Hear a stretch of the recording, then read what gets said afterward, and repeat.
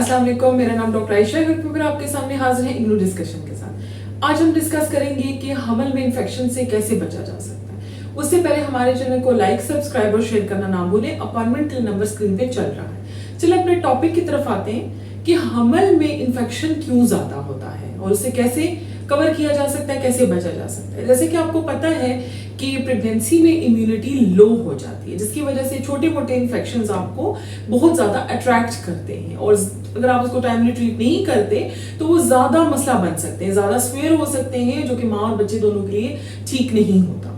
Infections में सबसे पहले आ जाता है यूटीआई यानी यूरिन ट्रैक्ट इन्फेक्शन, मसाने का इन्फेक्शन। ठीक है, उसमें क्या होता है कि पेशाब में जलन होती है, खारिश होती है, इरिटेशन होती है, पेशाब का बार बार आना होता है। तो आपने अपने डॉक्टर को जरूर कंसल्ट करना है और टाइमली ट्रीट करना है। ठीक है, आप जब ये आपको बार बार होता रहता है, इसमें डरने या घबराने की जरूरत नहीं है, लेकिन उसको ट्रीट करना जरूरी है। अगर आप उसको ट्रीट नहीं करेंगे, अनट्रीट छोड़ेंगे, तो मिसकैरेजेस के चांसेस होते हैं। इन्फेक्शन बहुत बुरे तरीके से फैल जाता है, वो मसाने से होता हुआ किडनीज में और किडनीज की में एंटर होने की वजह से और उनको पूरे तरीके से इफेक्ट करने की वजह से पायलोनेफ्राइटिस भी हो सकता है।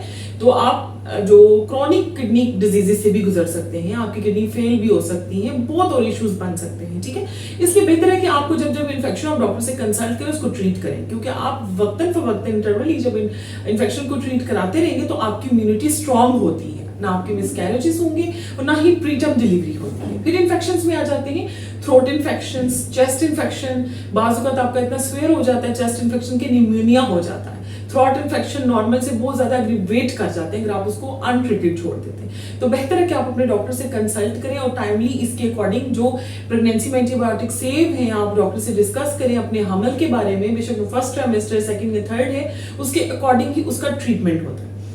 इसी तरीके से जो दूसरा स्वेयर इन्फेक्शन आ जाता है, जैसे कि यूटीआई नंबर 1 था, जो स्वेयर इन्फेक्शंस में आते हैं, जो कॉमन होते हैं, और इसी तरह से आ जाता है पीआईटी, पेल्विक इन्फ्लेमेटरी डिजीज, यानी कि परवजाइनल डिस्चार्ज, जिसमें बैक्टीरियल वेजिनोसिस कॉमन है और फंगल इन्फेक्शन कैंडिडा कॉमन है, जिसकी वजह से अगर वो टाइमली ट्रीट ना किया जाए तो प्रीटर्म डिलीवरी भी हो सकती है, प्रीटर्म लेबर भी हो सकता है और मिसकैरेजेस के भी चांसेस होते हैं। इसलिए आपको उसको ट्रीट कराना बहुत जरूरी है। हम जो प्रेग्नेंट फीमेल्स नहीं होती उसमें हम और जो प्रेग्नेंट होते हैं दोनों में ही 14 डेज का कोर्स होता है। कुछ मेडिकेशंस खाने के लिए देते हैं और कुछ अंदर रखने के लिए देते हैं। उसमें बहुत सी ऐसी चीजें होती है जो सेफ नहीं होती प्रेगनेंसी में, इसलिए हम उसको बीच में से आउट करके और वो फिर प्रेग्नेंट फीमेल्स को थोड़ा डिफरेंट क्राइटेरिया देते हैं। दवाइयों के नाम तो मैं नहीं लूंगी क्योंकि वो हमें लेना अलाउड नहीं है, वरना पेशेंट नोट करके वही दवाइयां लेना शुरू कर देते हैं। इसके लिए आपको जरूरी है कि फिजिकली आप डॉक्टर को विजिट करें ताकि वो आपको प्रॉपर डिटेल स्कैन करें, आपके टेस्ट अगर कोई रिकमेंड कोई जरूरी टेस्ट है वो टेस्ट कराएं और उसके अकॉर्डिंग जो कॉज है उसको ट्रीट करें। छोटा सा इन्फेक्शन अगर आप उसको इग्नोर करते हो तो वो बहुत बड़ा उसका मसला बन सकता है। Miscarriages, preterm delivery, preterm labour, बच्चे में मसला आ सकता है, किसी भी तरीके से ब्लड के थ्रू वो बच्चे में ट्रांसफर भी हो सकता है और उसकी वजह से बच्चे में बहुत से नुक्स भी हो सकते हैं। तो आप इन्फेक्शंस को मतलब इतना लाइट मत लें, आप उसको सीरियस लें और जरूर अपने डॉक्टर से कंसल्ट किया करें। इसके लिए कुछ जनरल वॉशेस भी हैं जो मैं अपने पेशेंट्स को रिकमेंड करती हूँ और ज्यादातर मैं अपने पेशेंट के साथ इंटरेक्ट रहती हूँ ताकि उन्हें कोई भी इशू तो मुझसे डायरेक्ट कांटेक्ट कर सके और मैं उनको गाइड करती हूँ ताकि वो इस चीज को लाइट ना लें। ये वीडियो बनाने का मकसद यही था कि आप अवेयर रहें कि आपको छोटा मोटा ऐसा भी कोई इशू होता है तो आप अपने डॉक्टर से जरूर कंसल्ट करें ताकि उसके अकॉर्डिंग वो आपको ट्रीटमेंट दें, ट्रीट करें। बार बार आपका जब ट्रीटमेंट होता है प्रेगनेंसी में तो आपकी इम्यूनिटी लेवल बढ़ जाते हैं।